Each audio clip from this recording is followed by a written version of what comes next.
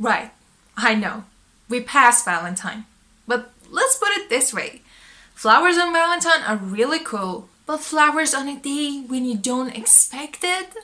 It's awesome. And it's not different when it comes to gifting books. So allow me to use the excuse of February to recommend to you 4 badass steamy romance novels, which are good for different tastes, which you could give to your loved one, who could also be the beauty in the mirror, anytime. But why steamy romance? Why not just romance? You know what? Romance novels in general are great. It's one of the prime reasons I go to novels, because that's something I want to experience over and over again. But the thing is, at least I personally, and so many other people I know, love it mingled with other stuff.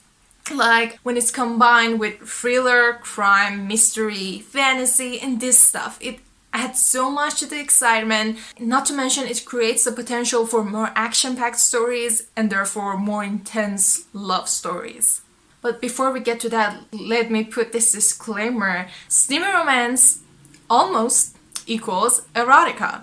Which you should know what it means. It means descriptive intimate scenes on the page. And these books are mostly written for adult audience, so also adult language can be expected. So you want to consider if you're comfortable with this kind of language and description, not to mention if you're actually in the place in a relationship when you can gift your loved one something like that and get away with it. So without further waiting, let us get to the first recommendation of the day. I started reading romance novels in my native language and later on in English when I was in high school. I read very different bunch of stuffs, but the very first one that rocked and I still remember is In Kelly's Corner by Roxy Rivera. This book is especially awesome for those who love thriller, crime, and erotica combined together. It's written from 2 different point of views. One of them is Beatrice, a techie girl still in college who has created this app. It is taken off and now she's having her own company started. Despite living a simple life in the outward look, one day when she gets home, she realizes that someone has broken into her house and left a sexual, creepy souvenir. So the first thing that she does is calling Kelly. Who is Kelly? Her deceased brother's best friend. They kind of grew up together, they were really close, like family, until she kissed him. And he backed away. Awkward. Awkward ever since. Kelly starts avoiding her, spending less and less time with her, as if he just can't be with her in one room more than mere minutes. But none of that stops him from rushing to her aid. While the police is investigating the case to find the stalker who had broken into her house, they move to a different place, hire bodyguards, but being close together puts them in the situation that they have to confront their feelings and their whys and why nots. But that's only one side of the story, because in Kelly's side we have another disaster. His father apparently lost a huge sum of money on gambling, and now the folks who had lent him the money want it back, and they're about to kill him. So Kelly steps in, offers whatever he can do, and of course, since he's an ex-Marine and very fit and strong, they ask him to fight in a cage with a notorious Russian fighter. And somehow in his brain, his pride decides that fighting in a cage, risking severe injuries, risking his very life, is a better option than borrowing money from Beatrice, who is just like a family, who is a young person with so many opportunities overhead and is already so rich she doesn't know what to do with her money. As I said before, this book is great for those who like mystery, crime, erotica, and not to mention that the love was actually very well built and it was not just about physical intimacy romanticized in an unrealistic way. And if you've been reading this kind of stuff, you know what I mean. My next 2 recommendations are from the same author. These 2 books, which I read last year, kind of feels wrong to say last year, perhaps because we celebrate the new year in the spring. I read in 2020 are 2 high fantasy books from 2 different series written by Sarah J. Maas. And the first one is A Court of Mist and Fury. Yep, it's the second book in the series. The reason I am starting with the second book and I'm not recommending the first book is that A Court of Thorns and Roses was the first Sarah J. Maas book I read. And if I had not purchased the whole series, I wouldn't have continued reading. And if it wasn't for A Court of Mist and Fury, I wouldn't have continued to read all of her books ever published. In summary, ACOTAR is a loose adaptation of the Beauty and the Beast story, except that it happens in fairyland. Feyre, a young human girl, is a hunter. She hunts to feed her family and provide for her sisters and her father. But one day she kills a wolf that later she realizes was not an animal, but a fae. So the lord of that wolf appears at her door and demands compensation. And the only way she can compensate for that is either by her life, or she has to spend the rest of it in that exact land beyond the wall that separates their world. As I said, it has a similar Beauty and the Beast plot, except that the one who has enchanted that realm and placed the curse on them is not a kind-hearted fairy who wants to teach them a lesson. She's a fairy bitch. In no way am I saying the first book in this series is not worth reading. I rated it 5 stars, but I rated it when I had read the 4 books available, and then I came back to reread them. And I found all these beautiful small details of the story that I had missed on because I didn't know of the greater plot that awaited Feyre. But certainly my favorite book up until now is A Court of Mist and Fury. There are many reasons I love ACOMAF, but one of them, which is the reason I'm recommending this as a kind of love gift, is that since probably the beginning of the romance novels, even up until now, we face all these toxic relationships romanticized and not necessarily in the female character's favor. And you know what I mean. You can look at this issue from so many different angles, but one of the main things that this book concentrates on is that in some of the romance novels, when 2 characters have shared a path but are no longer fitting into each other's lives, they still stick together.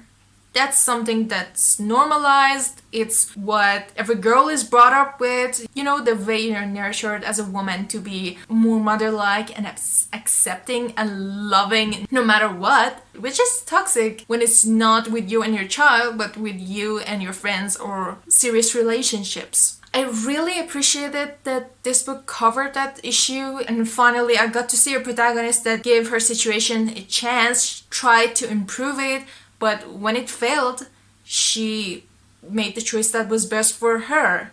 On which, if you want to read more, there's this book, Women Who Love Too Much, about which I will put more information in the caption. Please read that. It gives you a more psychological point of view on this matter, and I think every person, regardless of gender, has to read that book. But since today's video was supposed to be more about steam, let me talk to you about the level of steam you can expect from this book. It's more kind of a tease throughout the story until finally, near the end, the characters get physically intimate. So you cannot expect much from the whole of it. It's not an instant gratification, and you might want to have that in mind because it's a long novel. The same thing can be said about Crescent City 1, A House of Earth and Blood, which is the first in Sarah J. Maas's adult trilogy. In this urban fantasy world, Bryce is a half-human, half-fae, which is not a great combination. Not that she gives a damn.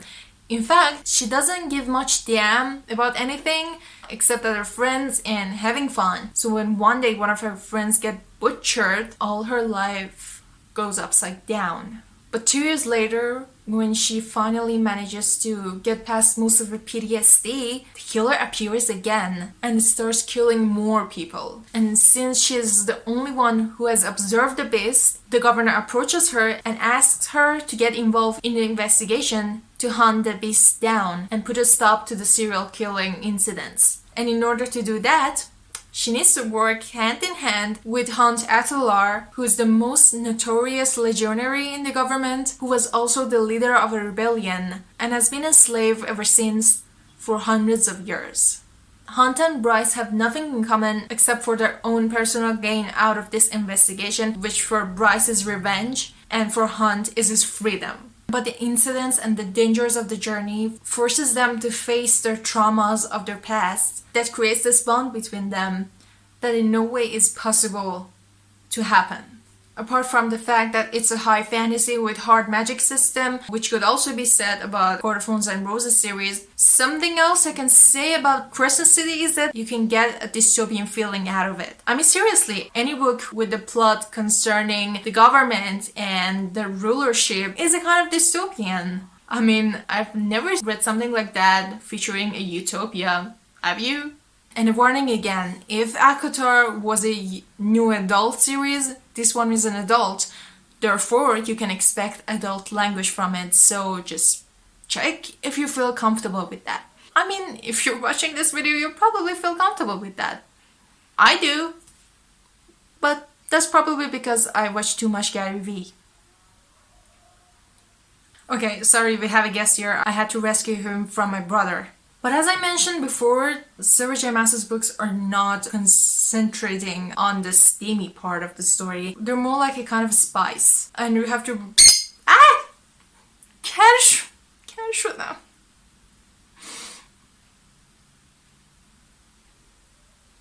Please don't.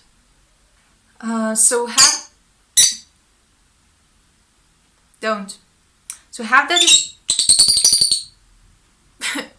So have that in mind that you will have to read a real story before getting to those parts. On the other hand, we have these authors who bombard you with the scenes in a way that you get tired of them. I mean, I get it. Erotica is meant for pleasure reading.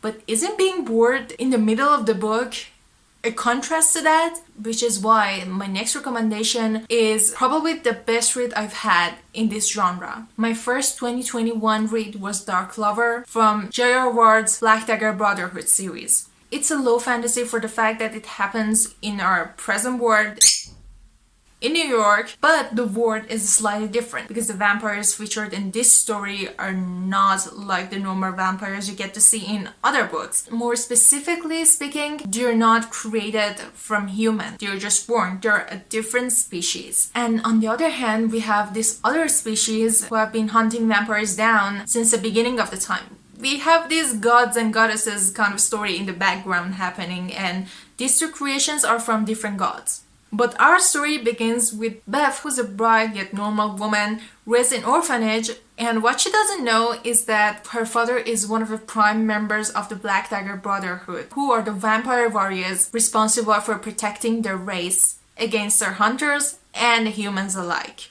Something else she doesn't know is that she's reached her supernatural puberty, which means soon she's going to go through a transition which most of the half-breeds cannot survive. Her father, who has been looking after her from afar since she was born, doesn't want to risk her survival with his own blood. So he turns to their most purebred and their strongest, which is their king. Raph, the king of these vampires, doesn't want to have anything to do with half-breeds and these kind of issues, but a horrible thing happens and makes him want to reconsider that in order to pay his debt to Elizabeth's father. And that's how their fates mingle. But that's not the whole story. On the other hand, we have this vampire hunter who has been gaining power by aiming not for normal vampires, but from the members of Black Dagger Brotherhood. And he wants to hunt down the king. And the king has now a weakness. Something I absolutely loved about this story is the fact that we've all seen this kind of pattern over and over again in the books, in the mainstream, so the ending gets pretty much predictable. But the third act in this story, the climax and the ending, was not a cliche, which made the read way more exciting than what I expected. And I'm definitely going to read the rest of this series. And something else worth mentioning is the steamy level. It's not overwhelming and it's not placed at the end for spice. It's spread throughout the whole story. I mean, you even get an instant gratification. But there are bits of pieces of it all over the story and you will not get tired of reading them. And they're rather sweet and mostly realistic, which I think makes it even hotter. In one way you can say, it's not a sprint, it's a marathon. And yeah, I had to put her back because I literally feel deaf. And that's it for today. These are some of the best stuff I've read in this category, and some of them, especially the last one, were recommended by friends I met on Bookstagram and other comic book communities. If you know some other stuff that are good, and I mean good in any way, please do recommend them in the comments below. And if you've enjoyed this video, please consider turning on the notification so anytime I post a review, bookish sketch, or a kind of wrap up or recommendation, you'll be notified right away. I hope you've enjoyed this video. I'm Shahrzad, and thank you so much for watching this episode on Shahrzad Stories channel. And what she doesn't know is that her father... Please don't. And what she doesn't know is that her father is a... And what she doesn't know is that her father is a vampire. But you're... Please don't.